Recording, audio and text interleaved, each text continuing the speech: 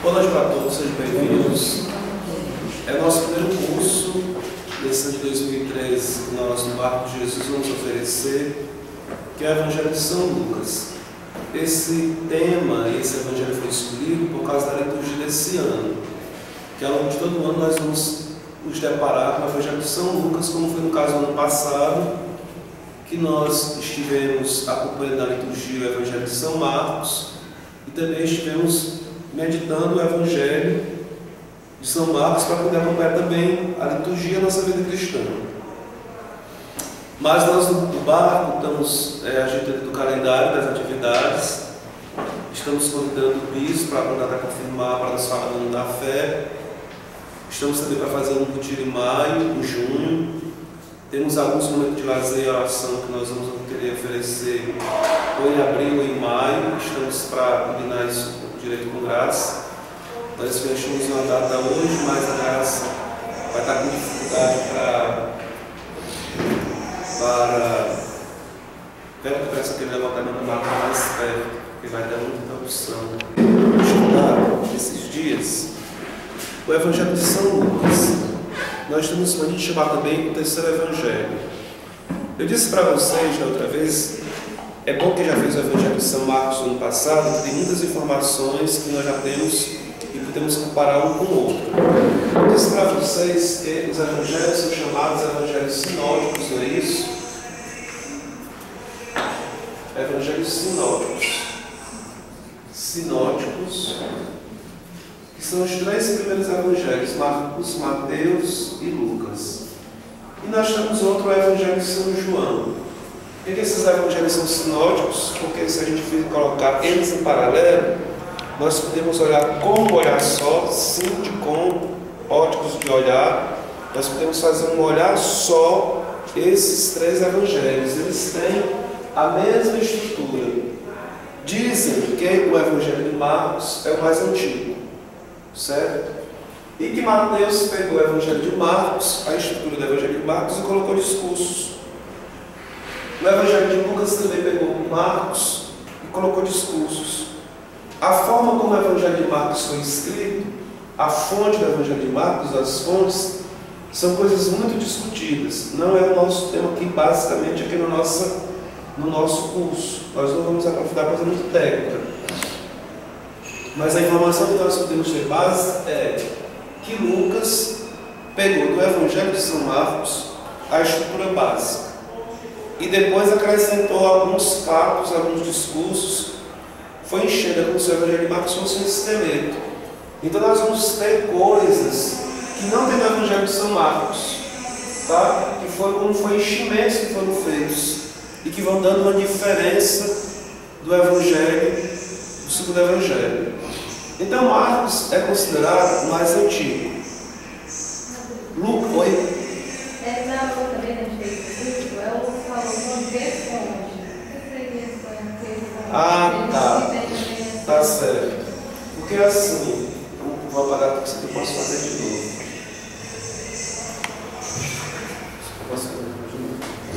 Vamos aqui. É porque Marcos é considerado o evangelho mais antigo, tá? Mas se diz que Mateus pegou da estrutura de Marcos para poder fazer o seu texto. E Lucas pegou o seu texto também de Marcos para fazer o seu texto. Mas qual foi mesmo a fonte que Mateus pegou de Marcos? Porque diz que Marcos pode ter tido uma primeira redação, Marcos pode ter tido uma segunda redação e Marcos pode ter tido uma terceira redação. Mateus pode ter tido uma primeira redação, Mateus pode ter tido uma segunda e terceira redação. Mesma coisa de Lucas. Lucas pode ter tido uma redação e esses textos diferentes podem ter se influenciado, tá? Até que ponto um texto influenciou outro é uma coisa que é difícil de dizer, mas o que se percebe é que houve uma interferência, uma interdependência dos textos em diversos momentos da redação. Mas Marcos, se a gente for pegar menos o Evangelho de Marcos, na verdade, ele tem, como eu te disse várias vezes, mais as missões do Senhor, tá? ele tem o Cristo ali na Galileia, indo para um lado, para o outro do mar da Galileia. Depois nosso Senhor sobe para Jerusalém, está sempre em missão. Nós temos poucos discursos de nosso Senhor no Evangelho de São Marcos. Nós temos um discurso que nós temos no Evangelho de São Marcos, é a parábola do semeador. Mas se vocês prestarem atenção, em Mateus tem o Sermão da Montanha. O Sermão da Montanha não tem em Marcos. O Sermão da Montanha dá as bem-aventuranças. Tá? Em Marcos não tem bem-aventuranças. Está vendo? Então aqui é como se fossem as missões, as ações do Senhor. E Mateus tem toda uma outra fonte de discursos. Tá? É como se Mateus pegasse o esqueleto de Marcos e depois colocasse um monte de discurso. Tá bom?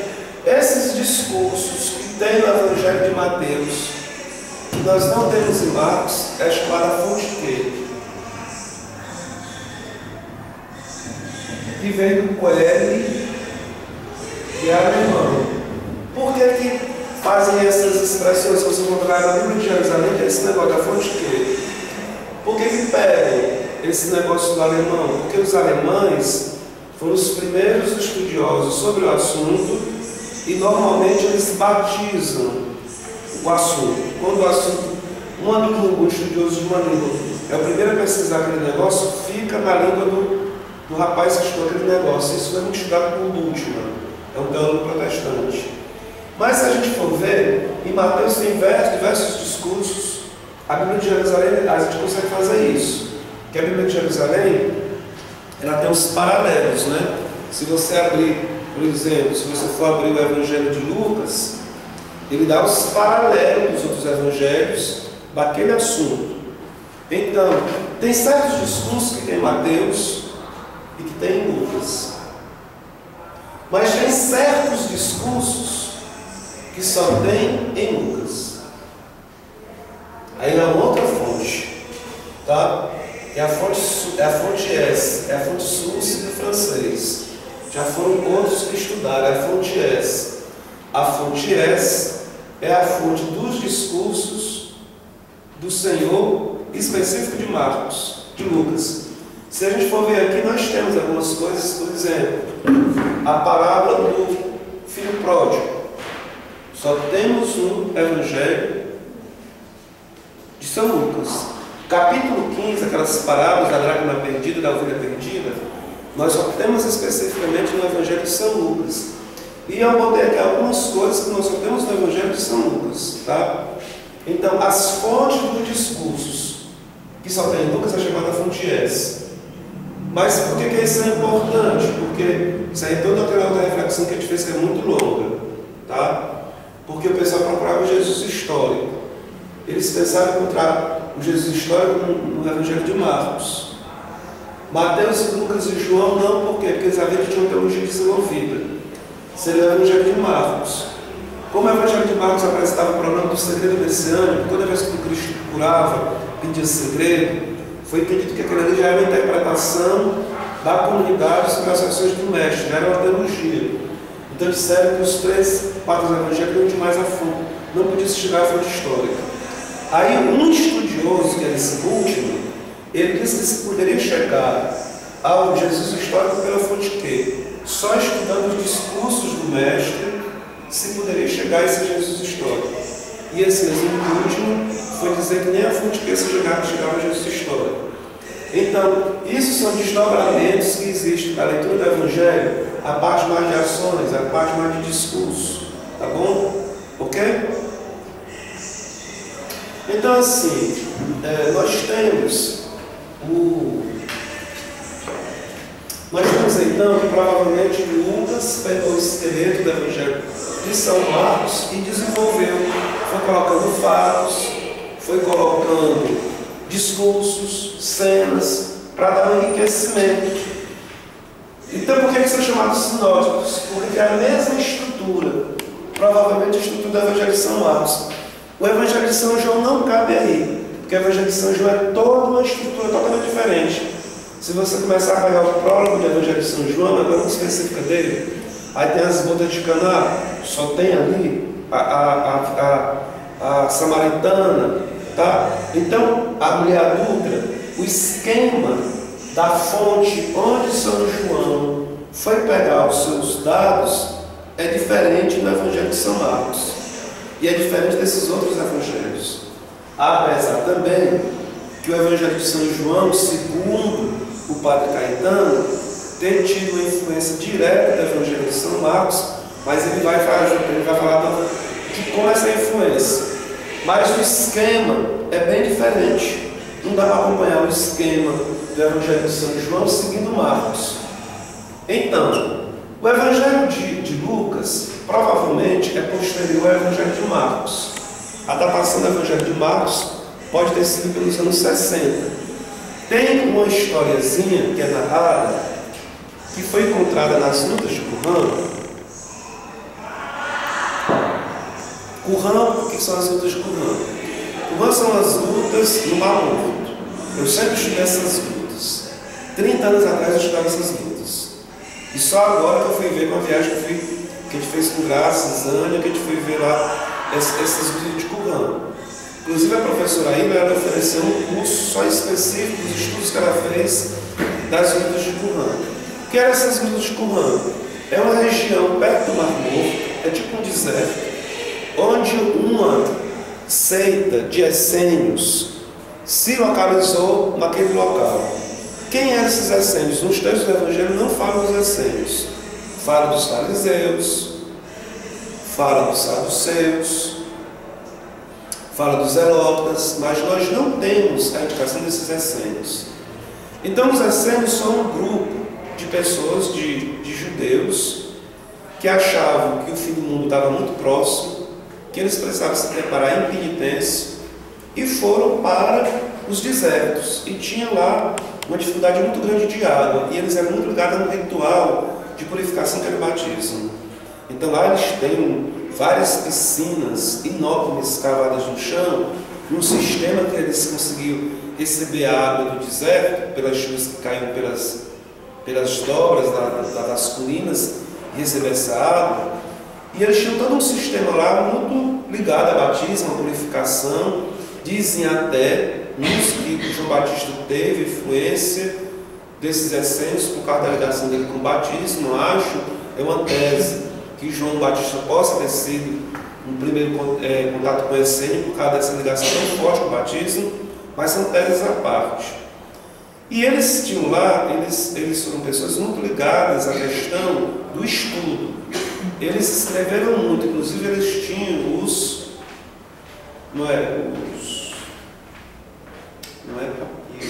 pergaminhos. Os pergaminhos, eles eram tipo um couro de cabra, de animal, que eles escreviam, implicavam que tinham um pouco mais de condições, porque os cristãos, muitas vezes, para escrever os textos evangelhos, eles usaram os papiros, que era uma coisa mais fácil mais pobre, mais simples de usar, tipo um papelzinho mais frágil. Então eles tinham lá condições de transcrever essas coisas nesses rolos de pergaminhos. Quando foi no começo do século passado, um nômade, um beduíno que cuidava dos seus animais, perdeu lá um animal, uma cabra, um bode, uma ovelha, provavelmente uma cabra, e quando ele foi atrás dessas cabras, encontrou lá uma caverna que tinha um monte de pote com esses pergaminhos dentro. Aí no começo eles pegaram esse negócio para vender, foram vendidos muitos pergaminhos nas coisas de turismo, inclusive o pessoal dos Estados Unidos comprou muito esses pergaminhos. Depois o pessoal estudioso, vendo que aquilo ali era uma coisa rara, acabou tendo cuidado de pegar aquele material e, vamos dizer, e cuidar, e tratar, levar para o museu. Lá também a gente visitou o museu da Bíblia, que tinha lá um desses pergaminhos ligado ao profeta Isaías. Mas por que eu estou falando isso? Porque eles servem, encontraram lá um pedaço de um texto do Evangelho de São Marcos, que seria datado dos anos 50. Então é só um pedaço assim, meio cortado, uma coisa meio, um pedaço muito pequeno mesmo, e consideraram que aquilo ali poderia ser uma datação do Evangelho de Marcos mais antiga do que se esperava.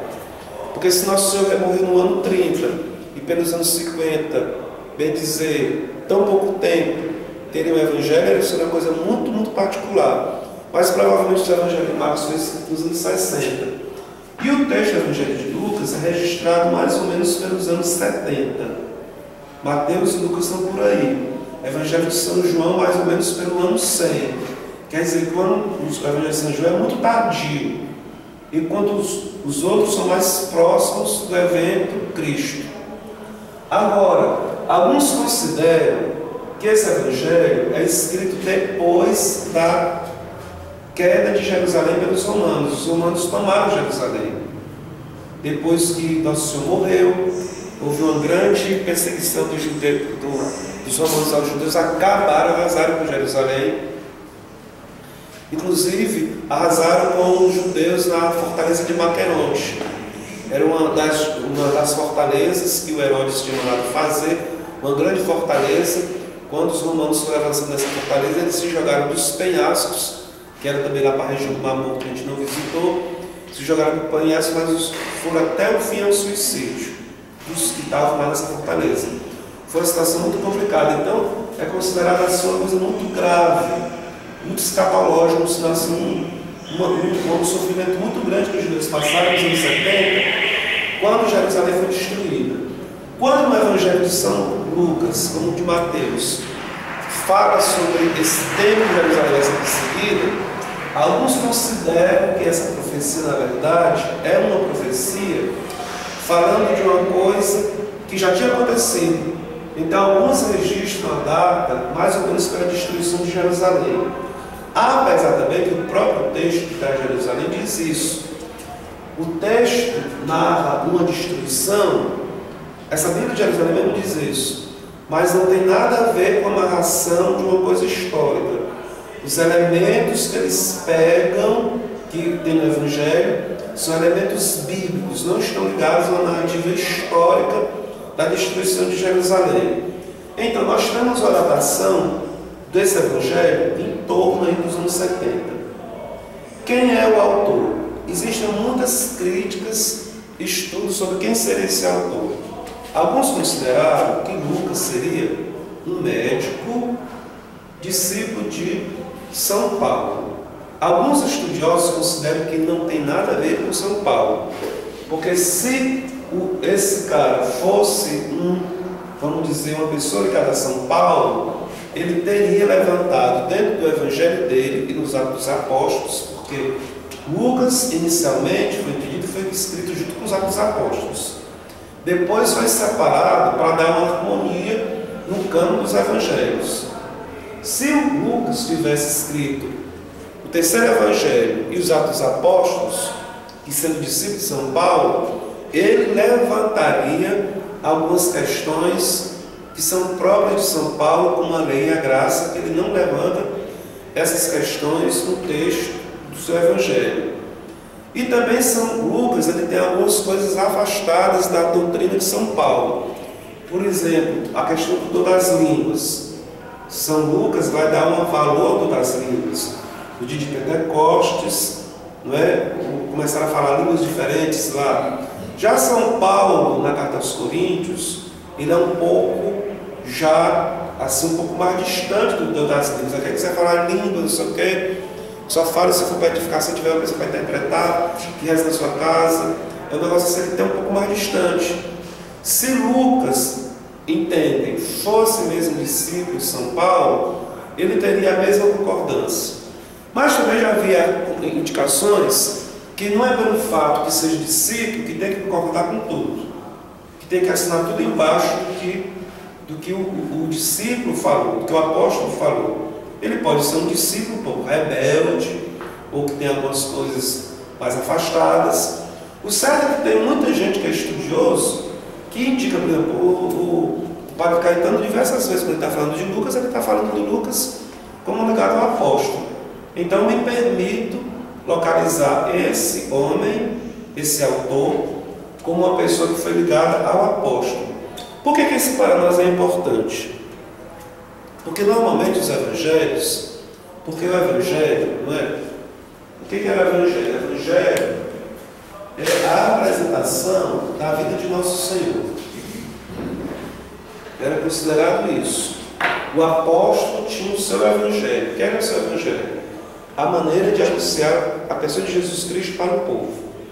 Que sempre achei isso muito legal. Eu sempre, assim, a gente que é ligado à pregação, eu sempre achei esse elemento muito interessante, porque eu aprendi muito com as pessoas. Tem pessoas que falavam de Jesus Cristo, sempre abordavam um tema ou alguma característica quando iam falar da pessoa de nosso Senhor. Então, nós precisaríamos também saber quais seriam aqueles elementos da pessoa de Jesus Cristo para poder falar do Mestre para as pessoas. Então, os apóstolos, eles tinham o seu Evangelho, a maneira de falar da pessoa de Jesus Cristo para as pessoas. E, normalmente, os discípulos, eles registraram como era essa apresentação. Por exemplo, provavelmente Marcos, o Evangelho de Marcos, é como São Pedro anunciava Jesus Cristo. Nós temos o Evangelho de Mateus, é o próprio apóstolo. Teríamos Lucas, então, falando de Jesus Cristo sobre a influência de São Paulo, tá? Para não implicar que tudo que fosse que São Paulo estivesse falando. E São João, a comunidade de discípulos ligada ao apóstolo, de como falava de Nosso Senhor. Então, assim, nós poderíamos ver nesse Evangelho de Lucas alguns resquícios ou indicações da pregação de São Paulo. Mas nós temos então que é dito que ele é considerado um médico. Por que ele diz que ele é médico? Uma tradição diz que ele era médico, e algumas vezes nos evangelhos vai transparecer algum dado. Por exemplo, quando vai se falar da oração de Getsêmani, diz que Nosso Senhor sua sangue. É o único evangelho que tem que diz que Nosso Senhor no Getsêmani está suando sangue. Um período dessa parte foi tirado do Evangelho de Lucas, porque achava que era a apresentação muito humana de Nosso Senhor. Depois reintroduzido, porque era o que estava no Evangelho. Mas essa característica de dizer que suou até sangue é uma característica muito específica de uma pessoa, como se tivesse atenção de uma visão médica para o fenômeno. Tá? Também considero que Lucas era um artista, que era um pintor. Tem umas catacumbas aí, que tem uma Nossa Senhora que estava nas catacumbas, que atribui essa pintura a São Lucas. Alguns já consideraram até que a imagem da Nossa Senhora do Perpétuo Socorro é uma pintura deixada por São Lucas. Eu tenho esse meu desencontro, porque eu acho que a técnica ali de pintura não corresponde muito ao tempo de São Lucas, mas são teses que o pessoal vai dizendo que a gente não tem assim vamos dizer, uma capacidade de dizer é ou não é uma comprovação mais científica. Mas dizem as más línguas que ele também era artista. Também era uma figura clara. Se é uma pessoa que escrevia em grego, diz que dentre os evangelistas é o que escreve melhor em grego. Se ele era uma pessoa que escrevia, já levanta essa questão. Ele é uma pessoa que tinha uma determinada cultura. Porque vocês imaginem hoje que nós temos muitas pessoas analfabetas. Imagine na época de Nosso Senhor, num tempo muito, vamos dizer, muito antigo, a pessoa ter acesso à informação, à escrita, poder escrever numa outra língua, provavelmente também a língua do homem estava ligado com alguma coisa no aramaico, porque devia ter contato com os apóstolos, com os discípulos, e ele deve ter tido contato com fontes em aramaico, porque era a fonte da vida de Nosso Senhor, as histórias que foram narradas e tudo, para poder passar por uma releitura no grego. Então você vê que deve ter sido uma pessoa que tenha tido uma formação, vamos dizer, um pouco mais particular e cultural. Então nós temos algumas dúvidas sobre esse autor, mas eu prefiro insistir assim, que ele tenha sido mesmo médico, ligado a São Paulo, e que tenha sido também um artista. Bom, nós temos então que nós poderíamos pegar o Evangelho de São Marcos, nós podemos fazer um exercício, pegar o Evangelho de São Marcos e comparar com tudo que tem no Evangelho de São Lucas. Nós temos também uns uns livros sinóticos. Eu já não sei se eu trouxe outra vez para vocês, não é? Uns paralelos, eu trouxe assim, uns paralelos dos evangelhos. Às vezes é bom ter esses textos sinóticos que você quer comparar uma coisa com a outra, ver o que um tem, o que o outro não tem. Às vezes esse trabalho já está feito e às vezes é interessante a gente dar uma olhada. Bom, a gente poderia pegar o Evangelho de São Marcos, perceber aquilo que é do Evangelho de São Marcos e aquilo que não é, aquilo que foi colocado posteriormente, se a tese é válida de que o Evangelho de São Marcos é o esqueleto. Mas nós vamos perceber algumas coisas interessantes, por exemplo, sobre o prólogo. O prólogo do Evangelho de São Marcos, ele diz, né, de uma forma muito rápida, que ele está falando sobre o Evangelho de Jesus Cristo, para que as pessoas possam ter fé. Vamos só ler aqui para a gente poder ler como é que se inicia o Evangelho de São Marcos.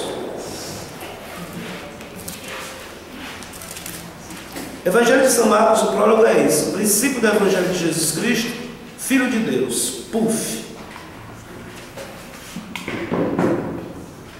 Princípio do Evangelho de Jesus Cristo, Filho de Deus. Ele está falando que é Evangelho, está dando o título de Jesus Cristo, Filho de Deus. Essas coisas a gente teve lendo um pouquinho da outra vez.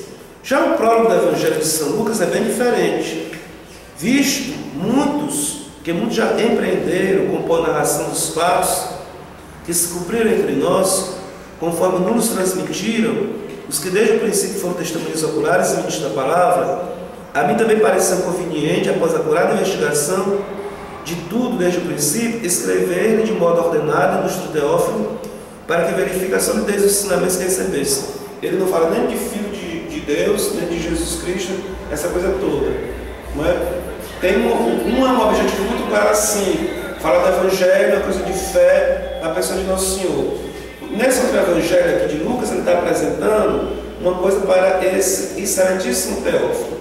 Está dizendo que outros já estudaram, que outros já se dedicaram, e que ele fez um estudo profundo, procurou fazer uma pesquisa para poder escrever para esse excelentíssimo Teófilo. Então, apesar de ser um evangelho, nós não temos a palavra evangelho logo no começo. É bem interessante, se a gente for comparar uma coisa do prólogo com outra. Mas nós temos então essa figura do excelentíssimo Teófilo. Esse excelentíssimo Teófilo, existem muitas teses sobre quem é esse excelentíssimo Teófilo, que tanto o texto de Lucas como o texto de Atos foi escrito para esse excelentíssimo Teófilo.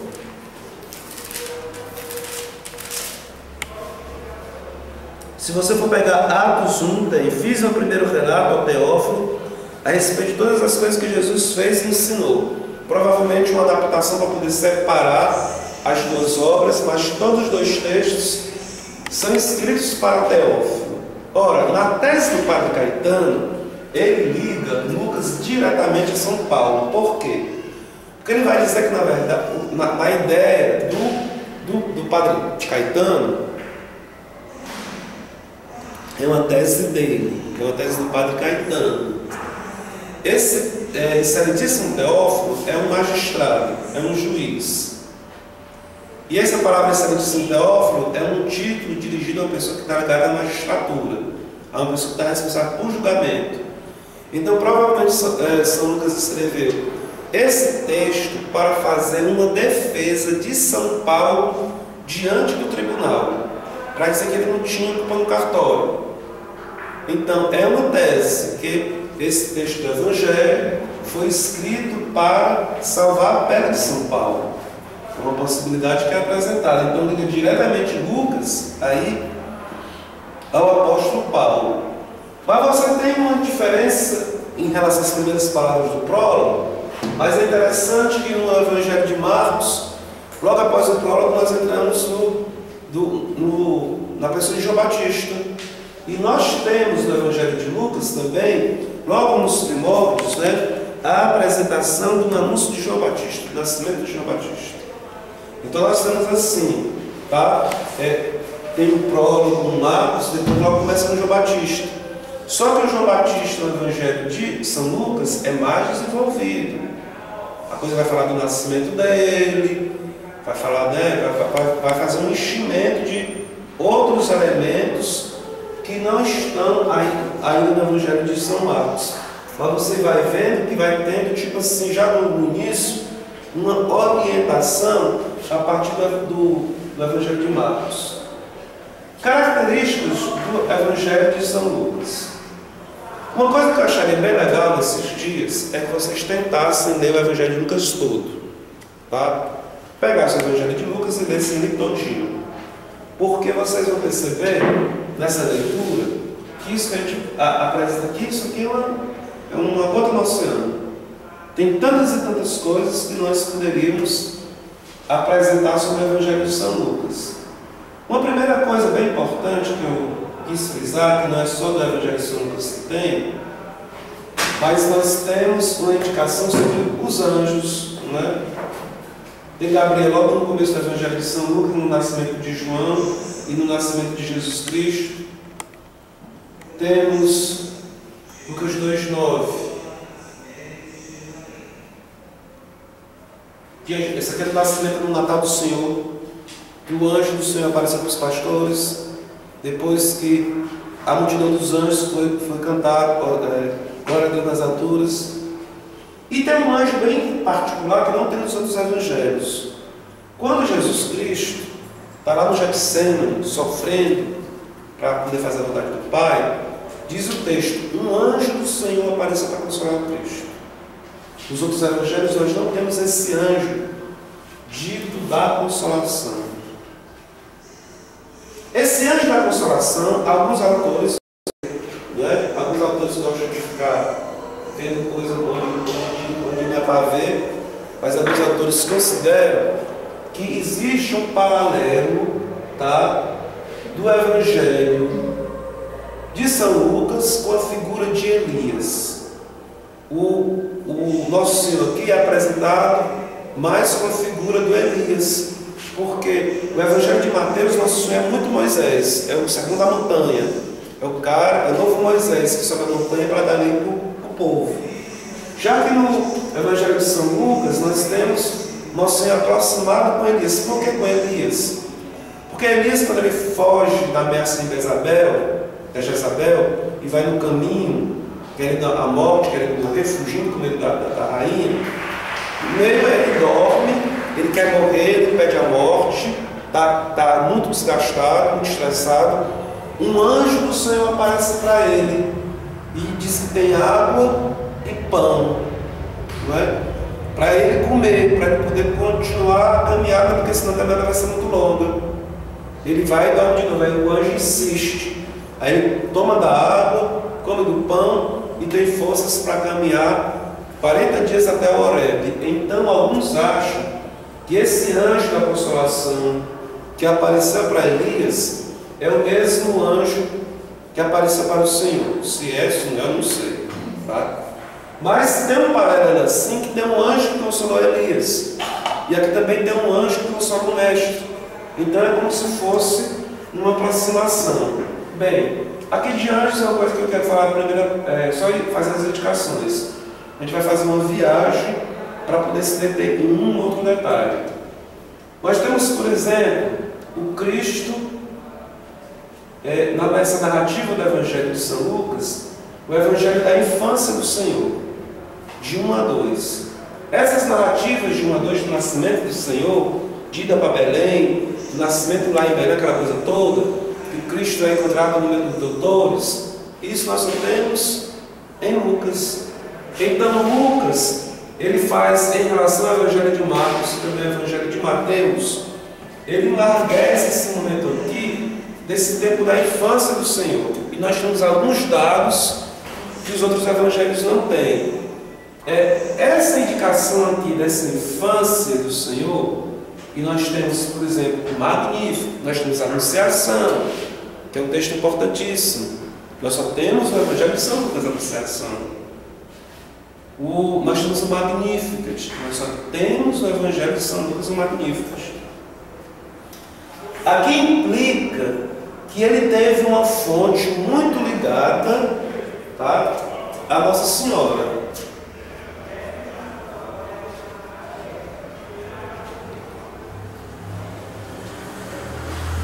Ele teve uma fonte ligada à Nossa Senhora, por quê?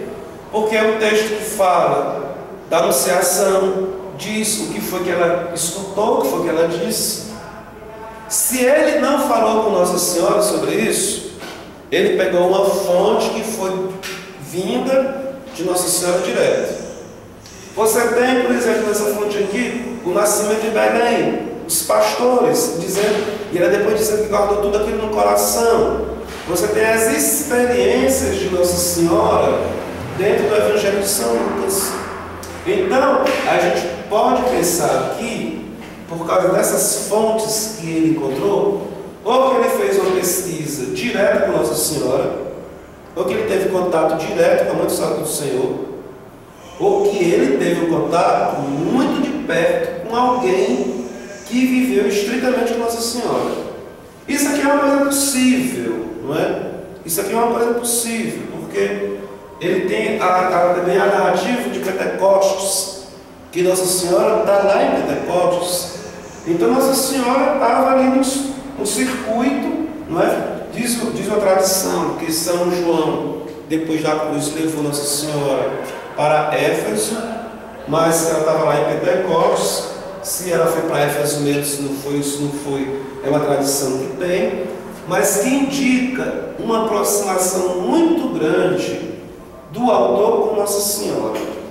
Por isso que quando diz que ele pintou Nossa Senhora das Catacumbas, eu não acho que seja de fato impossível. Eu acho que possa de fato ter uma coerência, tá? Tem uma coerência dele ter pintado Nossa Senhora pelas fontes do Evangelho que ele tem. Agora, sabe se ele conversou direto com ele, não conversou, é uma outra coisa. Mas que é muito próxima, é. Então nós podemos também dizer que nós temos aqui no Evangelho de Lucas uma tradição que guarda a experiência da Virgem Maria, muito forte, isso aqui.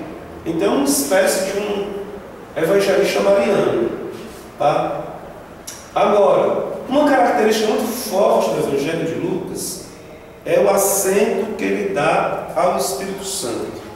Não que os outros evangelhos não falem do Espírito Santo, mas o Evangelho de Lucas ele é muito específico.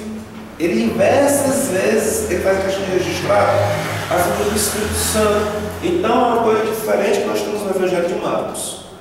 Quando Marcos vai dizer que tem as características do Evangelho de Marcos sobre o batismo.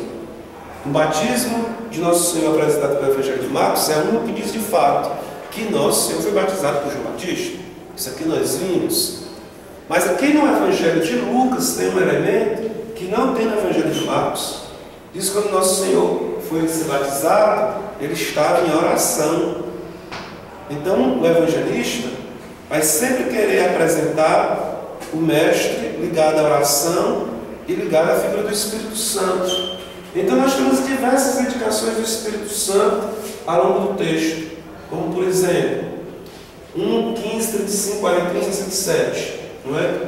São textos ligados a Zacarias, não é?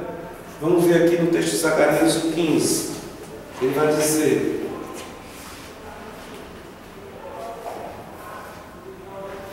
pois ele será grande diante do Senhor, não beberá vinho, nem bebida embriagante, ficará pleno do Espírito Santo. No 35, nós temos, é no tema da anunciação, o Espírito Santo virá sobre ti. No 41, nós temos, Isabel ficou repleta do Espírito Santo. No 67, nós vamos encontrar Zacarias, seu pai, repleto do Espírito Santo. Então nós temos várias indicações do Espírito Santo. Temos Simeão, que é o garantia do Espírito Santo. No 4:1, nós temos o deserto, nós temos o batismo, nós temos a sinagoga, Nosso Senhor sendo guiado pelo Espírito Santo. No 10:21, Nosso Senhor se regozija, se alegra no Espírito Santo. Nós temos no 11:13, se pedides ao Pai, ele vos concederá o Espírito Santo. No final, que a força do alto haverá de vos investir. Então nós temos nessa obra de São Lucas uma prestação muito específica que Nosso Senhor está sendo impulsionado pelo Espírito Santo. Na sua ação, na sua missão, ele é impulsionado pelo Espírito Santo. Então nós temos, por exemplo, no início da missão do Senhor, nós temos que ele vai ser batizado, ele está em oração. O Espírito Santo vem ao encontro dele. Ele chama o Espírito Santo, ele vai para o deserto, ele vai pregar. E além do mais, ele vai para a sinagoga. Na sinagoga tem uma coisa muito legal. Ele vai pegar o profeta Isaías, no capítulo 4 ainda. Ele vai abrir, ele chega na sinagoga dia de sábado, abre o profeta Isaías e diz: o Espírito do Senhor está sobre mim e me ungiu para evangelizar os pobres. Logo no anúncio da sua missão, no início da sua missão na sinagoga de Nazaré, ele liga dois grandes temas, que é o tema do Espírito Santo e o tema dos pobres. Mas queria me deter nessa questão, que ele era animado pelo Espírito naquilo que ele ia realizar. Mas nós temos também ligado ao Espírito Santo, que nosso Senhor se apresentava como um homem de oração. O batismo, ele estava em oração. No deserto, ele vai para orar. Na transfiguração, ele está em oração. Ele sobe para orar no Monte Tabor. Nós temos no 18:1, que é um texto que eu gosto muito. Depois a gente vai dar uma olhadinha, que tentar buscar orar sempre. Outra característica bem forte do Evangelho de Lucas, isso é muito engraçado, isso é muito interessante. Eu sempre gostei do Evangelho de Lucas por essa característica. Ao mesmo tempo que ele fala, que é o Evangelho que fala mais dessa condução que nosso Senhor tem sobre o Espírito Santo, também é considerado um dos evangelhos que fala mais do tema dos pobres. Então, o tema do Espírito Santo, ele está casado com o tema dos pobres. Nós temos uma chamada de atenção sobre evangelizar os pobres. O Espírito me ungiu para evangelizar os pobres. Nós temos em 6:20 as bem-aventuranças. Bem-aventurados os pobres, porque deles é o reino dos céus. Não é como está lá no Evangelho de Mateus, bem-aventurados os pobres em espírito. É simplesmente bem-aventurados os pobres. Temos a parábola do samaritano, do rico e pobre Lázaro, dos 10 leprosos. Então nós temos, em diversas situações, uma aproximação do Cristo com o pobre. Temos algumas parábolas que nós só vamos encontrar em Lucas. Como já disse para vocês, capítulo 15 todo, as 3 parábolas, que é muito conhecido, o texto do filho pródigo, o rico e o celeiro, que nós só temos no Evangelho de Lucas. E temos alguns fatos também no Evangelho de Lucas, que nós também vamos encontrar algumas coisas mais nele. A peça milagrosa nem tanto, mas nós temos o filho da viúva de Naim, a ressurreição, Zaqueu, só temos em Lucas. Uma especificação das mulheres no grupo de Nosso Senhor, só temos em Lucas. Os discípulos de Emaús, nós só vamos ter em Lucas. Que termina com a ascensão, que vai dar uma ligação com ele e com Elias. Bom, nessas características, gente, do Evangelho de Lucas, do Espírito Santo e os pobres, eu acho fantástica essa ligação, quando nós temos no 4, se não me engano, 18, que é na sinagoga. Jesus Cristo chega na sinagoga de Nazaré, volta de Cafarnaum, vem para Nazaré, o pessoal está lá admirado das coisas que ouviu dele pela cidade de Cafarnaum. Ele toma então um texto e diz: o Espírito de Deus me ungiu para evangelizar os pobres. Mas nós vamos pegar aqui esse texto todo, tá bom? Estamos no 4:18, vai dizer, ele pega o texto e diz: o Espírito do Senhor está sobre mim, pois ele me consagrou pela unção para evangelizar os pobres. Enviou-me para proclamar a libertação aos presos, aos cegos a recuperação da vista, para restituir a liberdade aos oprimidos e para proclamar um ano de graça do Senhor. Esse texto do profeta Isaías é um texto muito importante, mas para nós ele suscita muitas coisas. Antes de falar dessa evangelização dos pobres, esse ano da graça não era simplesmente um ano da graça assim, que a graça de Deus ia acontecer de uma forma meramente espiritual. Era um ano da graça que tinha implicações na vida concreta do povo. Por exemplo, Se eu tinha alguma dívida, ou se eu tinha algum devedor, era tempo de eu perdoar as dívidas concretas, materiais. Quer dizer, sendo da graça, implicava em situações concretas, materiais. Se eu tivesse sido tornado escravo, eu era o ano que eu ia conceder alcançar a minha liberdade. Isso tem muito a ver com a questão da pessoa que trabalha, que acaba sendo escravizada e oprimida de uma forma muito grande. Se eu tivesse vendido as minhas terras eram restituídas para a minha pessoa, tá? Então esse ano da graça não era simplesmente um ano da graça assim, só para você ficar rezando, não é? Para você ficar recebendo do Espírito Santo, assim, só coisas espirituais. Tinha coisas muito concretas. Então quando o Senhor fala, eu vim anunciar o ano da graça, esse ano da graça tinha consequências, implicações concretas no dia a dia nas relações sociais. Exatamente por causa desse ano da graça, a igreja também tem esse negócio do jubileu, de 50 anos, um ano especial de graça que a igreja concede, ou então, como foi na passagem do milênio, não é? Que o Papa João Paulo II anunciou um jubileu para se comemorar a passagem do milênio, e naquele jubileu, o Papa João Paulo II, ele foi falar com os banqueiros, com o jeito do pessoal do FMI, com o pessoal dos países ricos, para se perdoar as dívidas dos países pobres. Também foi apelado ao Brasil para perdoar as dívidas que os países africanos tinham com o Brasil. Por que foi feita essa apelação concreta de perdão de dívidas materiais de dinheiro? Porque isso era o ano da graça. O ano da graça era simplesmente, vamos rezar aqui para tudo ficar mais bonito. Implica também nisso, mas tinha decisões claras e concretas do dia a dia. E às vezes isso a gente escuta o ano da graça assim como se fosse uma coisa à toa. Esse ano da graça, se nós queremos essa graça de Deus, implica também por essa passagem de mudança nas relações sociais. Mas então o texto ele vai dizer que o Espírito do Senhor me ungiu para evangelizar os pobres. Isso que a Igreja da América Latina procurou frisar muito e comentar, que o Espírito do Senhor me ungiu para evangelizar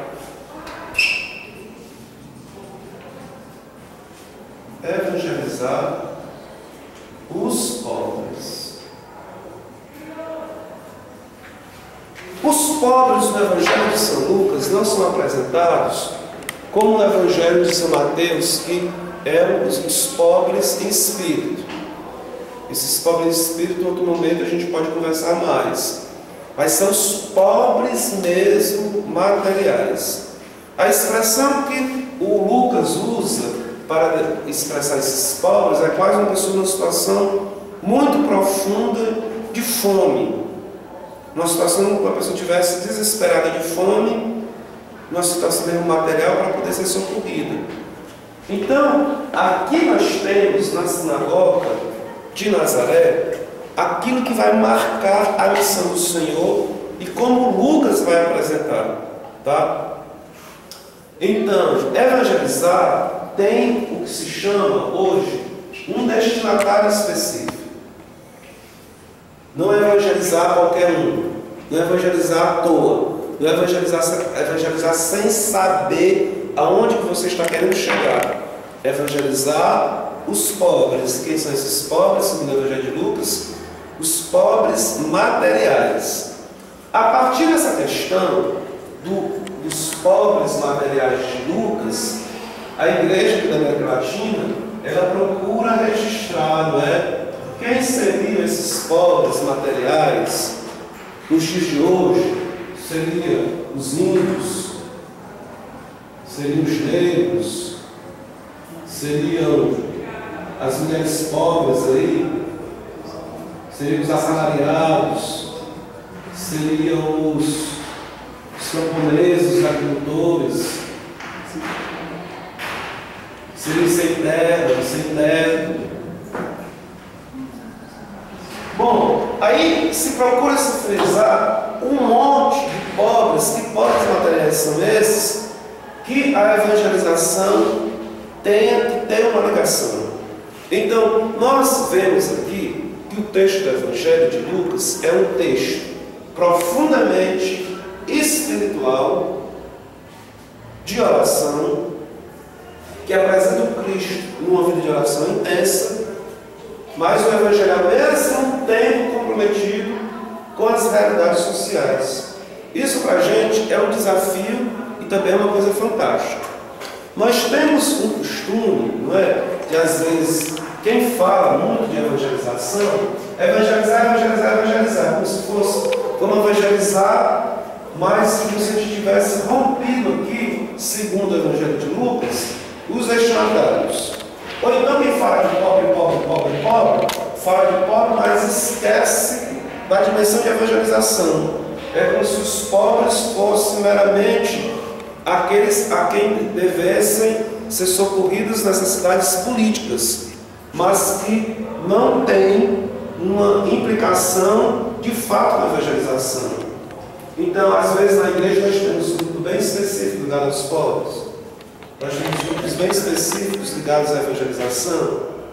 Poderíamos situar aqui de uma forma muito rasteira, a renovação teria aqui, a senhora da libertação estava aqui, mas nós temos isso na igreja católica, a comunidade mais assim, pesada, exige de disciplina para homens, é a trapista, depois da trapista só a cartucha, que é uma outra experiência que foi dada por São Bruno.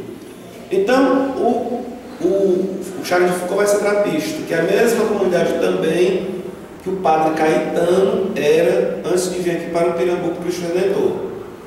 Então, o Charles de Foucault, lá no mosteiro dos trapistas, morre o jardineiro.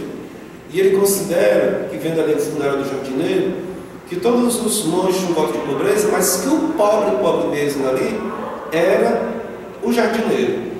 Então ele não se contentou muito de ser monge trapista, ele estava achando que não estava dando certo aquilo ali.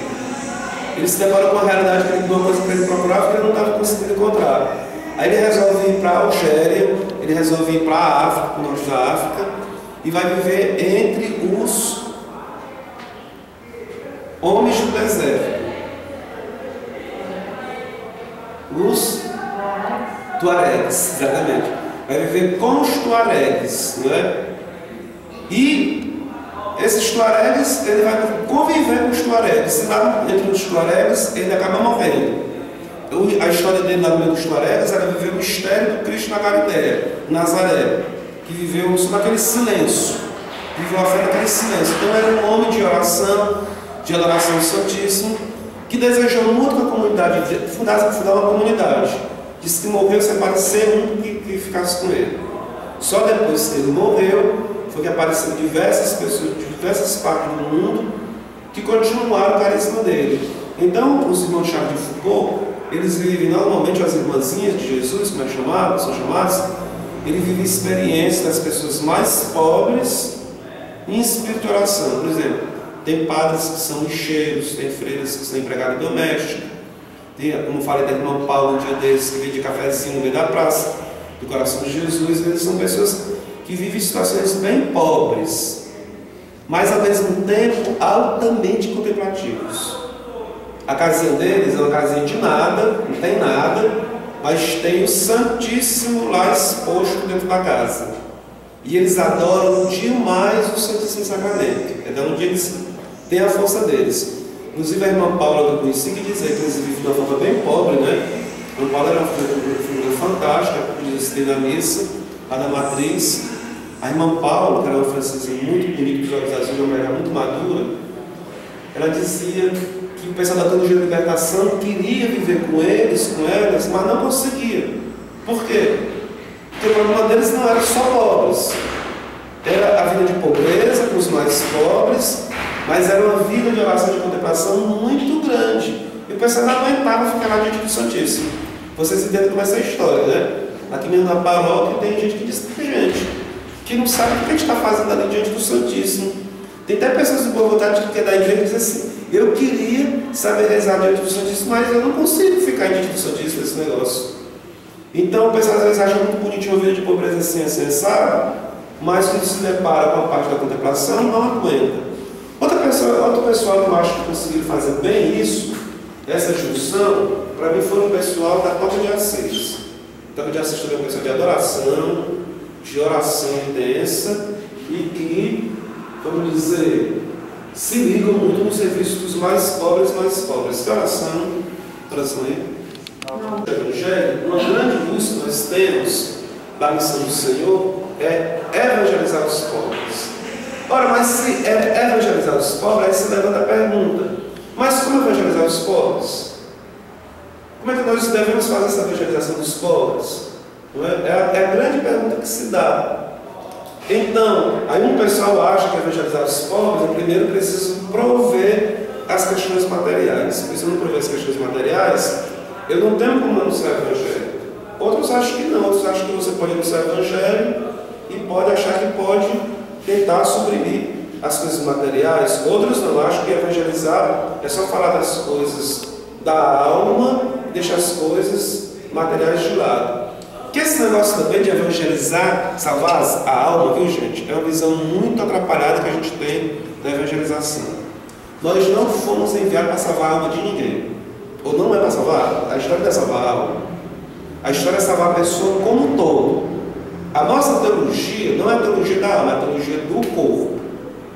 Nós haveremos de ressuscitar em corpo e alma, em espírito. Tá? Temos que salvar a alma também. Mas não é só a alma, vamos salvar o corpo da pessoa.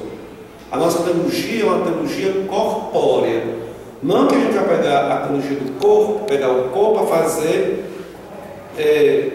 viagens, como algumas vezes tem uma teologia do gênero que quer ver o corpo de toda que maneira. Mas nós somos uma teologia do corpo. Esse negócio de salvar a alma é um lance que vem de influência platônica, de Platão, um filósofo dos gregos, que achava assim, que a pessoa ia se purificando e libertava a alma do corpo. O corpo era como a prisão da pessoa. Era preciso se libertar a alma, que a alma ia lá para o mundo das ideias, uma espécie de paraíso que eles tinham. Então a preocupação dos gregos não era o corpo, a preocupação dos gregos era a alma. Então isso entrou dentro da igreja. E tivemos uma preocupação muito grande com a nossa colonização. Trouxeram os negros para cá, os ancestrais, né? Trouxeram os negros da África para cá. Aí o que aconteceu? Dizer que o negro na África estava perdido a alma e o corpo. Não é? Aqui eles estavam perdidos o corpo deles, mas a alma estava passada porque era batizada.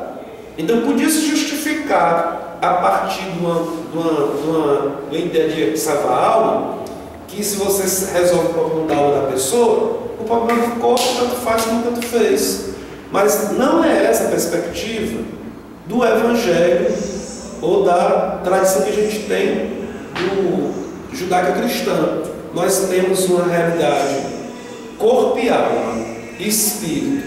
Essa expressão ela vem muito clara no Magnífico. O Magnífico tem assim, Nossa Senhora diz assim, eu sempre me pergunto isso, né?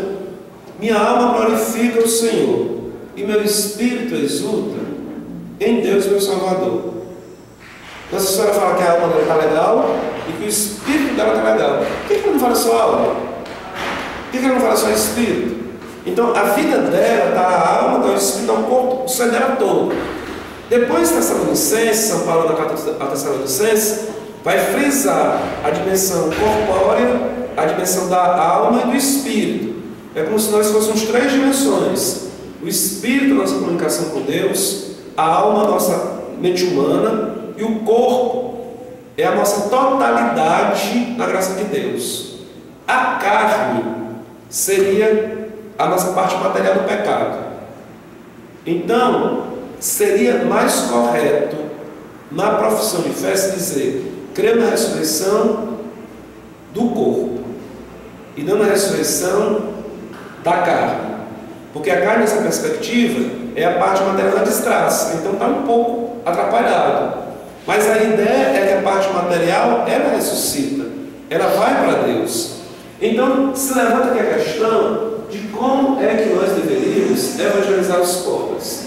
Chegando aqui na paróquia, eu encontrei um lado que eu achei bem legal da paróquia, que era trabalhar com os pobres. a parte ali da Lagoa do Opaia. Na Lagoa do Opaia houve um acompanhamento muito grande do doutor Raimundo, não é? Da dona Mazé, lá, os pobres de lá. Mas havia uma coisa que o doutor Raimundo me colocava lá na situação. Eles faziam a parte social, mas muitas vezes os pobres lá iam rezar onde? Na igreja protestante. Porque você é a igreja católica, você vai resolver os problemas materiais. E muitas vezes os problemas espirituais, a pessoa não vê na igreja católica, vai procurar em outro local. Uma coisa que a gente teve tentando procurar resolver lá na Lagoa do Opaia é que havia um trabalho de atenção assistencial aos pobres, mas que nós precisaríamos reforçar mais a questão da evangelização. Mas nós podemos encontrar outros lugares aqui que as pessoas se preocupam mais com a parte da evangelização e a parte da vida, da questão da saúde, da moradia, de outras coisas mais da vida do nosso povo, são deixadas de lado. Então, se volta sempre a pergunta: como evangelizar os pobres? Essa pergunta é uma pergunta que deve animar a nossa vida, é uma pergunta que deve questionar a nossa pastoral, é uma pergunta que deve questionar as nossas práticas de evangelização, porque de repente também, se a gente está preocupado só em evangelizar, que já é uma preocupação muito boa, mas sem ter esse olhar para os pobres da nossa sociedade, nós podemos ficar assim uma evangelização muito voadora. Deve ficar uma evangelização assim muito, me permitam, não é? De classe média, de classe rica, que está todo mundo com os seus problemas materiais resolvidos, com os seus problemas sociais resolvidos, e às vezes aquela pessoa que está ali mais, numa situação mais crítica, às vezes não consegue administrar. Se outro grupo que eu estou achando muito legal na paróquia, aqui na paróquia, que casou muito bem esse negócio de evangelizar e dos pobres, é a coisa da Rainha dos Anjos. Você vai ver assim a história da coisa da Rainha dos Anjos, é gente catador de terra, é morador de rua, é criminoso, é bandido, é um pessoal assim muito complicado. Então, tem uns pobres assim que não tem só pobre bonitinho, não, tem uns pobres bem da vida da bandidagem mesmo. E eles estão conseguindo, com o Evangelho, chegar até esses pobres, esses homens, essas pessoas, e resgatar a dignidade deles. Tá? Uma coisa que também eu questiono muito assim sobre a parte do tema evangelizar os pobres, que os pobres, eles precisam do Evangelho. Eles precisam de casa, eles precisam de moradia, de saúde, de educação. Todos nós precisamos de uma vida digna, mas todos nós também necessitamos da palavra de Deus. Nós necessitamos de receber o anúncio de Jesus Cristo. Não é porque eu sou pobre que eu tenho que resolver todas as minhas situações materiais para escutar a pessoa de Jesus Cristo. Eu me lembro muito bem, uma vez eu estava no Cristianismo de Pirambu e fui falar do Evangelho com um pessoal bem lascado, bem pobre mesmo.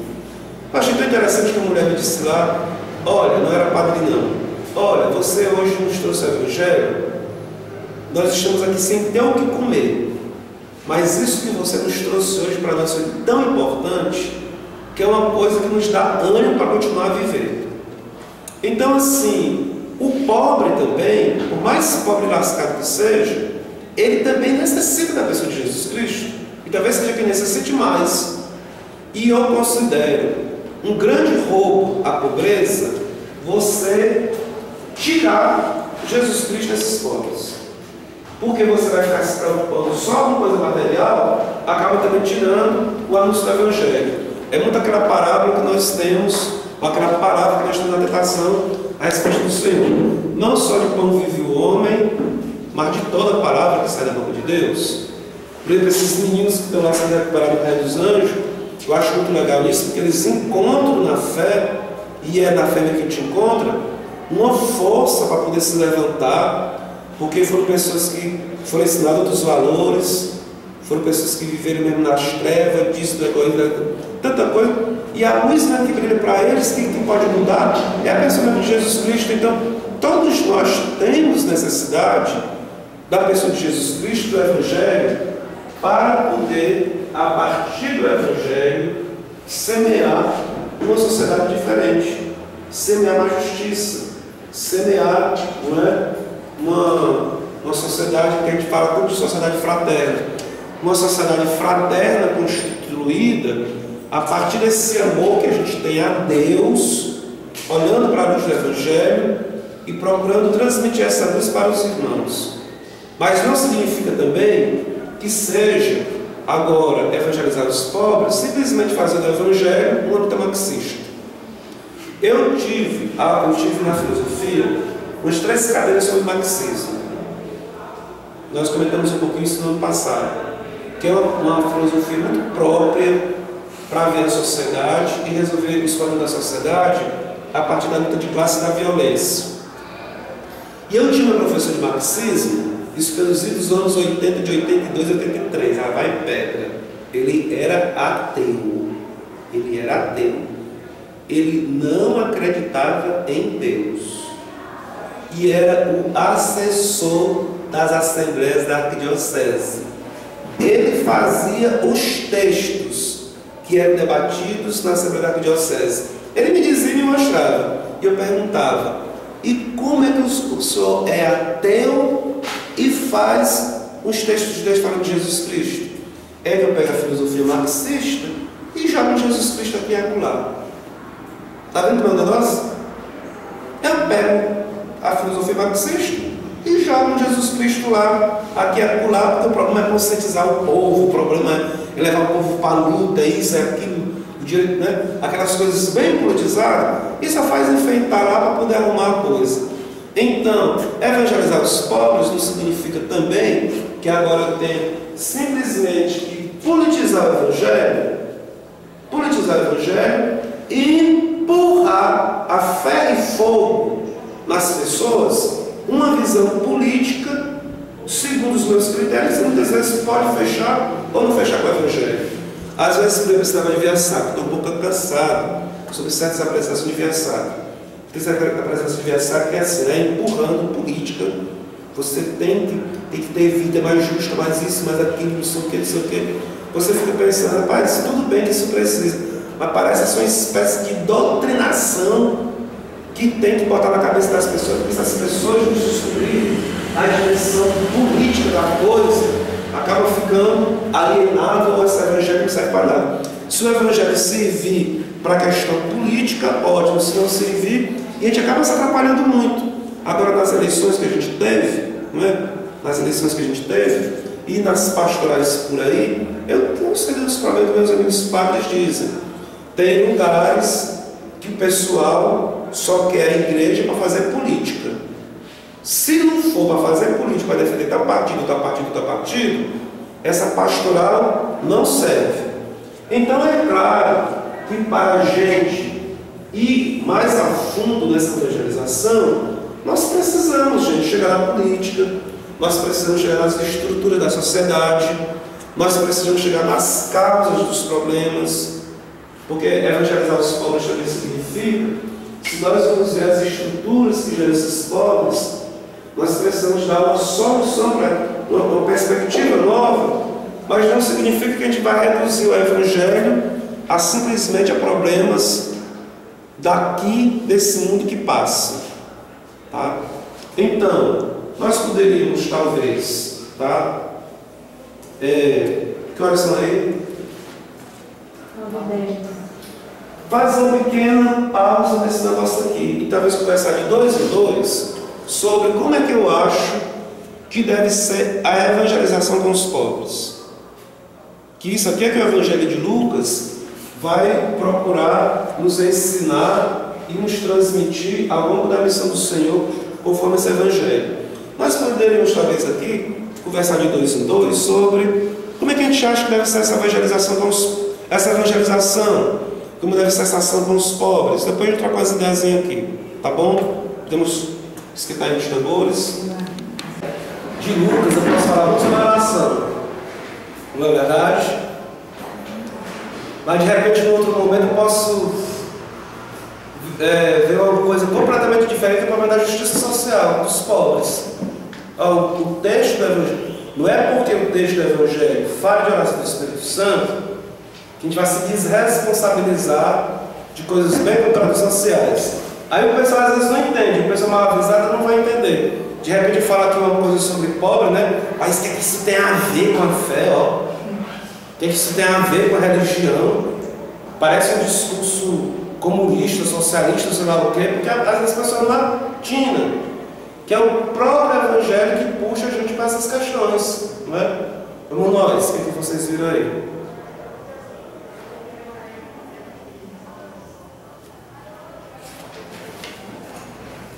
Um de cada vez, por favor. Vamos, Zani, para vocês verem. Zani e Daniel, para vocês verem. A gente estava vendo que realmente era muito difícil. A gente fez um paralelo entre a evangelização que o Pai Caetano fazia lá no Pirambu e uma palestra que ela escutou de um outro padre, que ele disse que estava fazendo uma palestra para um bairro muito pobre, a maioria da comunidade lá era de catadores de lixo, e ele estava pregando o Evangelho, fazendo. Quando chegou os caminhões de lixo, simplesmente a sala ficou esvaziada e eles foram para lá, porque tinham de renovar e pegar o lixo mais novo, né? Então a gente ficou vendo que esse padre não era daquela comunidade e não vivia o dia a dia deles. Talvez eles não quisessem propriamente uma palestra sobre Jesus, sei lá, uma palestra de evangelização. E sim, talvez, como o Pai Caetano, que morava lá no bairro, lá na favela, estava disponível e recebendo eles a cada momento, talvez isso se tornasse assim um canal, talvez com mais acesso do que esse padre vive em outro lugar. Agora, realmente eu acho que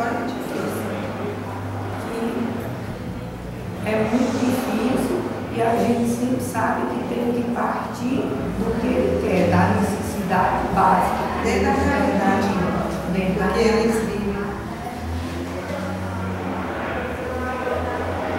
Mas esse negócio de cada um é um negócio tão difícil, né? Tem pessoas que vivem do lixão. Mas teve uma pessoa que era muito considerada entre os papas da libertação, que era do Pedro Casadalho, que era de São Félix do Araguaia. Ele veio fazer uma visita ao lixão do Rio Grande do Sul. E naquela época eu pensava, porque ele era muito politizado, ligado a esse negócio de política na igreja e tal, eu fiquei pensando, o que esse homem vai fazer quando se encontrar com esses catadores lá do Rio Grande do Sul? Eu achei tão interessante a ação dele. Sabe qual foi a ação que ele teve lá? De rezar um texto com o pessoal. E disse que nesse texto algumas pessoas da área dele estavam lá choravam, né? Então assim, eu achei isso muito legal, porque às vezes a gente pensa que vai fazer só uma política e tudo que também é preciso, mas esquecer os elementos da fé e de ajudar a pessoa a se recompor, a se reestruturar. Mas sobre o lixão ainda, o nosso Descartes Cadeira, que fez o sacrário da igreja, ele pintou uma série sobre o Rio Grande do Sul. Inclusive teve alguns quadros do Rio Grande do Sul aqui da outra vez. E na abertura da igreja, lá da Capela do Santíssimo, nós levamos uma pintura que ele fez sobre o Rio Grande do Sul, a mão do Rio Grande do Sul com criança. Ele morou um tempo lá para pensar os catadores para fazer essa série, vários quadros. E o quadro que nós apresentamos lá na paróquia, quem tiver acesso ao Facebook, na missa de abertura da capela, vocês vão ver vários quadros na parede, tem esse quadro lá. Uma mãe com uma criança. Essa criança tinha sido afilhada dele, ele foi padrinho de batismo dessa criança. E ele pintou a criança com a mãe de uma forma que eu achei fantástica. Ele pintou a mãe com a criança no braço, só que a figura da mãe da criança, ao fundo está o lixão. E o lixão é da mesma cor das pessoas. As pessoas são da mesma cor do lixão. Está entendendo como é a coisa? Ele teve pintando, dizendo que o lixão, na verdade, estava dentro das pessoas. Uma outra vez eu escutei um depoimento de uma pessoa que era catadora lá para a banda do São Paulo. Ela disse que quando ela saiu do lixão, o lixo saiu de dentro dela. Isso é um quadro do Descartes, né? E na verdade a gente pode entender isso. Quando uma pessoa está numa situação totalmente degradada, ela acaba também se degradando interiormente. Conversei com a Ana Maldinha, que é aqui dos catadores de gente do batalha de reciclagem aqui do Planalto Universo. Ela me contou uma coisa, quando ela vive na área de risco, antes dessas casas que ela estava, ela disse que quando a chuva vinha, a casa dela era inundada, aí vinha rato, vinha cobra, e era rato e cobra, junto com a água que inundava a casa dela. E ela ficava boiando com aqueles bichos dentro da casa dela. Como é que a pessoa pode se sentir numa situação dessa? A pessoa pode se sentir um puro bicho, não é?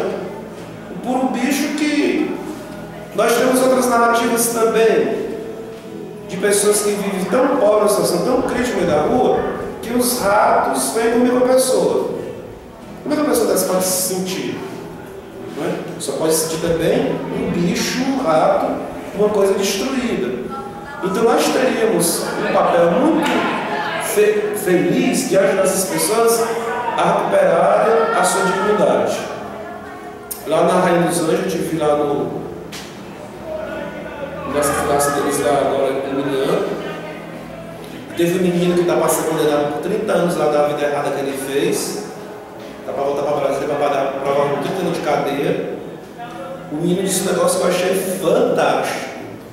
Ele participou daquela encenação dos anjos com a gente ali na paróquia, no Natal. Ele tinha chegado assim uma semana e foi participar daquilo ali. Padre, eu não tinha coração antes de vir para cá. Depois que eu vim para cá, foi que eu posso dizer que agora eu tenho coração, mas eu não tinha coração. Incrível isso, né? Então, a evangelização, com as formas diversas que é possível a gente fazer com a pessoa, ela tem essa capacidade tanto de tirar o lixo do coração da pessoa que não dá para esse novo coração. Isso aí eu acho um grande trabalho para com a pobreza. Né? Um grande trabalho. Você lembrar a pastora da criança, porque a dona Zida Arnes, né, ela trabalhava com as mulheres pobres, e com as mulheres grávidas, pobres, e com as mulheres que tinham tido criança há pouco tempo. Ela poderia talvez ser a primeira pessoa a defender aborto. Uma vez nesses debates sobre aborto que teve quando ela era viva, perguntaram a ela: a senhora é a favor do aborto? Ela disse, ela é muito delicada e gentil, né? Nós preferimos trabalhar com coisas positivas, não é? Nós preferimos trabalhar com coisas positivas e virar aquele sorriso dela. Mas é muito interessante, porque ela poderia dizer: não, a mulher pobre, ela deveria abortar para não ter mais um filho desse. E ao contrário, a missão dela era completamente diferente das mulheres pobres, é de procurar salvar as crianças das mulheres pobres, ajudar a crescer com dignidade.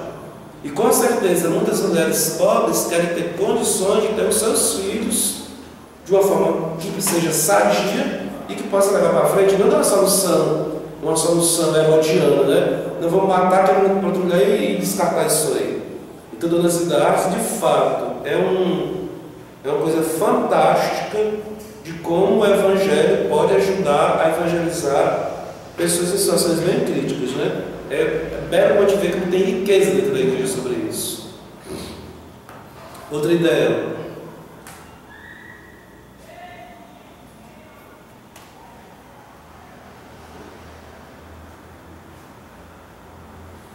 Uma coisa também que eu soube do Shalom, eu gostei muito disso do Shalom. Lá no Rio de Janeiro, tinha uma região da favela que era de limite desses esquadrões de morte, dessas facções. Comando Vermelho, Comando do Cidade Aqui, era bem um limite. E não tinha ninguém da igreja que queria ir para esse buraco, tá? Que era uma coisa bastante complicada.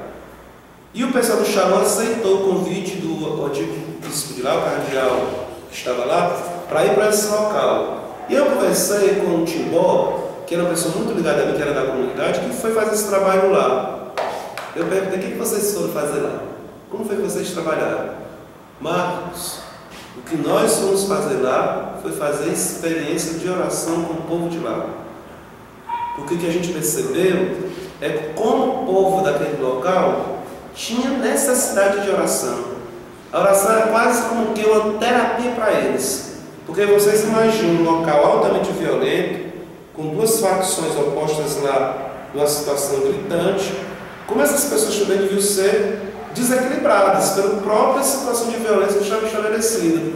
E o que eles encontraram de fato para fazer com o povo foi levar a oração para o pessoal. Eu achei isso muito legal, porque de repente também você, não, o que é que você vai fazer aqui? Você vai confrontar os Comando Vermelho, confrontar uma ou outra coisa? De repente você vai fazer uma coisa mais séria, acaba sendo degolado ou queimado, né? Ou sendo assassinado. Eles encontraram um caminho que é a nossa principal arma, é a oração, é a fé. E como o povo tinha necessidade disso, eu achei isso muito bacana e corajoso, e necessidade de coragem, porque se você não tem coragem, você não vai para um lugar desse, né? Outras ideias. Estava me lembrando também. Está aí falar, Bruninha? Não, eu acho assim que o mais importante para se evangelizar, pobre ou não, o mais importante é estar aberto para a ação do Espírito Santo, que ele acha. Está dando discernimento, orientação, tudo. Você está aberto para isso. Aqui é legal, Leninha, porque você está dizendo para a gente não pode fazer um trabalho com o pobre só pensando na questão de pensão política, né? A gente tem, é importante, é válido, mas tem que, na nossa característica específica, rezar, pedir a luz do Espírito Santo para saber o que fazer. Porque essa é a nossa marca. Como é que nós podemos agir aqui, sem esse fermento de fé? Eu estava me lembrando aqui do Ricardo da Rainha dos Anjos e do trabalho de vocês lá no Planalto Universo, um trabalho que era feito no Planalto. Ricardo conta essa história, né? Que ele estava passando no Planalto, viu Lenin e Rose, a presidente não estava, e o Fernando, lá em fazer a pregação da palavra, pensava que o Santíssimo estava lá, ou pensava que ia ter uma missa, como é que foi. Ele estava com pedra nas mãos, ele já estava ligado à Rainha dos Anjos. Foi uma queda que ele teve. Aí quando ele foi passando, ele viu aquele grupo que ia evangelizar, e no que foi colocado lá, ele acabou deixando as pedras de lá do altar. Disse que foi a última vez que ele pegou em droga. Aí assim, é estranho, né? Que o trabalho que foi feito ali foi levar a palavra de Deus. E levando a palavra de Deus, conseguiu resgatar, o que eu gosto de dizer, um peixe grande, né? Porque como a vida do Ricardo tem importância para tantas e tantas outras pessoas que vivem no crime, nas drogas, para serem resgatadas. Quer dizer, o que foi feito ali? Era a palavra de Deus que estava sendo levada. E como nós, Anitta, sabemos, né, como aquele povo tem necessidade da palavra de Deus, né? Como é que você vê, então, Anitta, a evangelização com os pobres? E também é um limite quando a gente fala só na missa, né? A missa é algo muito importante. Mas se a gente não consegue dar um passo de vida de comunidade, aí a gente também fica sofrido, porque essa também é a grande dificuldade. É que a evangelização ela deveria gerar uma vida de comunidade. Porque a evangelização ela não acontece sozinha.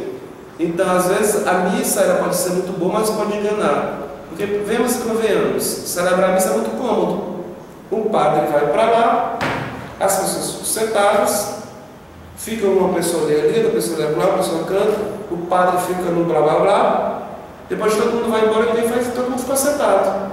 Mas o que foi necessariamente assim, É claro que a missa bem feita, bem vivida, rezada, eu estou ali sentado, aquilo ali está me provocando, está me questionando, está me dando força, não é? É uma coisa, mas eu simplesmente receber a missa e depois não gerar um feedback, que também não é só no Planalto não, também a gente tem dificuldade aqui na Matriz, a gente tem dificuldade na Santa Luzia, e em geral nas comunidades são assim. Por exemplo, eu tinha uma comunidade que tinha 12 comunidades.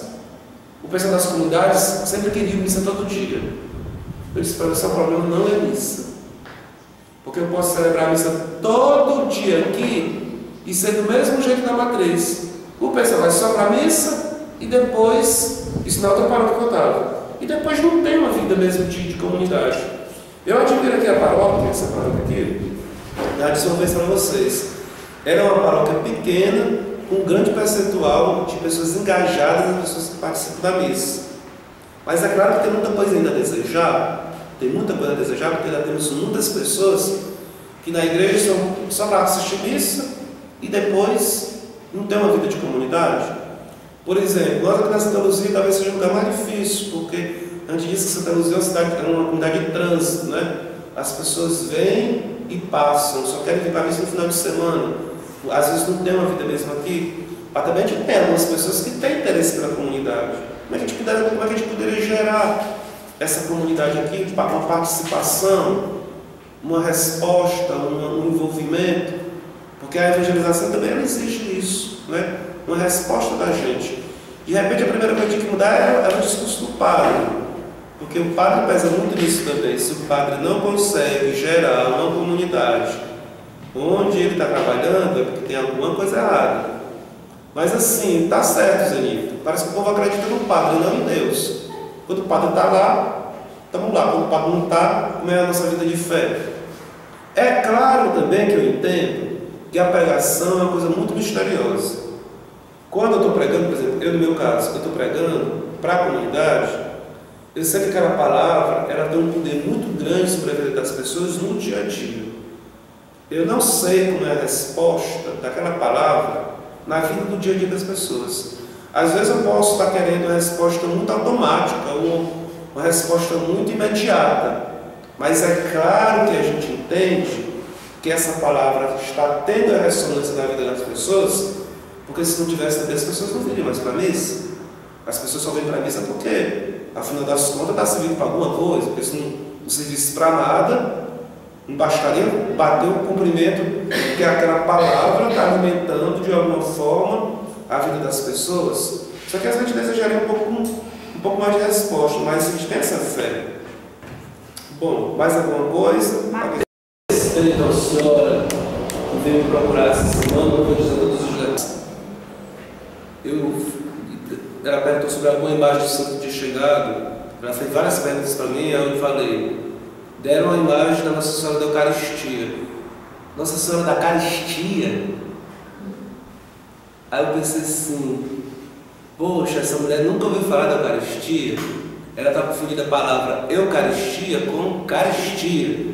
Aí eu disse assim, meu Deus do céu, debaixo do meu focinho assim, quanto que a gente precisa ainda de evangelizar? Às vezes a gente pensa que acha que já está evangelizado, que já recebeu alguma coisa, que está todo mundo ok, mas de lado da gente você vê que tem pessoas que estão nua e crua, né? Pensa assim, meu Deus, quanto de evangelização ainda precisa ser feito nesse bairro, porque uma pessoa chegar com um papo desse aqui lhe dói mesmo no ouvido, né? Então assim, é interessante esse momento, que nós fomos questionados, então provocados sobre essa evangelização, sobre essa missão de evangelizar os pobres, que acaba mexendo com toda a nossa perspectiva de evangelização. E eu acho que o belo é isso, a gente vê o Evangelho de São Lucas e poder se contrastar aquilo que ele vai dizendo e como nós estamos vivendo a nossa evangelização. Inclusive eu entendo que nós poderíamos, nesses poucos dias aqui, fazer isso que a gente fez, à luz do Evangelho de Lucas, questionar a nossa própria forma de evangelizar. Porque a gente... Então, eu vou pedir para vocês que vocês tentem ler o começo do Evangelho, tá bom? De Lucas, e vão um pouquinho avante, talvez ler uns 4, 5 capítulos por dia, para poder a gente, quem sabe essa semana, dar uma vista bem rápida no Evangelho que nós vamos estudando para esse ano todo. Vamos rezar com a Ave Maria.